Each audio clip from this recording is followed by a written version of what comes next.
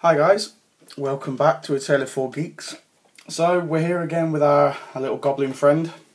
In the last couple of videos I showed you how to shade the model with washes and then how to highlight the model back up to a nice tabletop standard.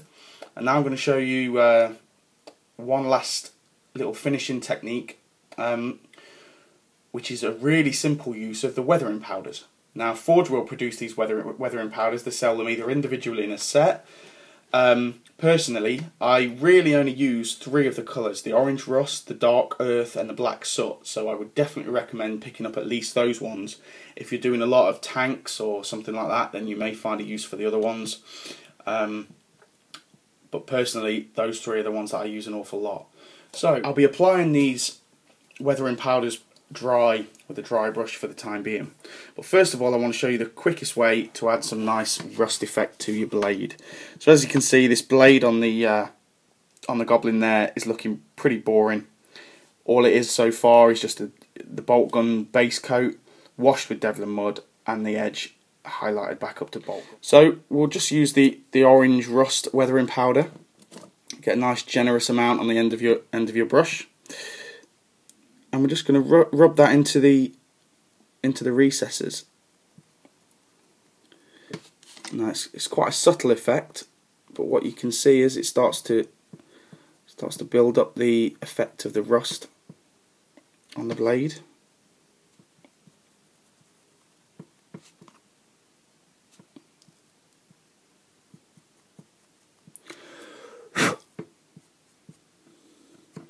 And there you go, simple as that.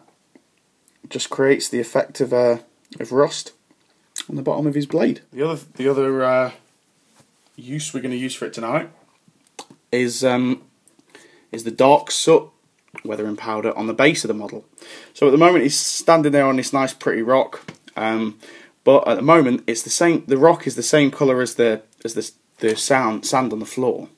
So a nice easy way of differentiating the 2 areas of the base is just to shade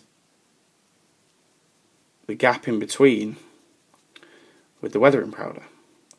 So where the rock, which is made out of cork, joins the base, I'm just going to do a bit of weathering powder in there. And as you can see straight away, it's already added some nice sort of additional detail and realism to the base. Finally, this might be too subtle to see on the camera, but I'm going to add a little bit of weathering powder to the bottom of his cloak, just to add the bit of dirt to the bottom of his cloak, make him look like he's a little bit travelled around the front and the bottom of his shoes there. So there you go. Simple as that. What you probably want to do really is give the model a blast of matte varnish at this point, just to make sure the weathering powders don't rub off, because if you do get any sort of moist surface touch your model, they will rub off, and they'll brush off if they're touching against the foam in your case. But other than that, I think he's looking pretty good. Yeah, thanks for watching.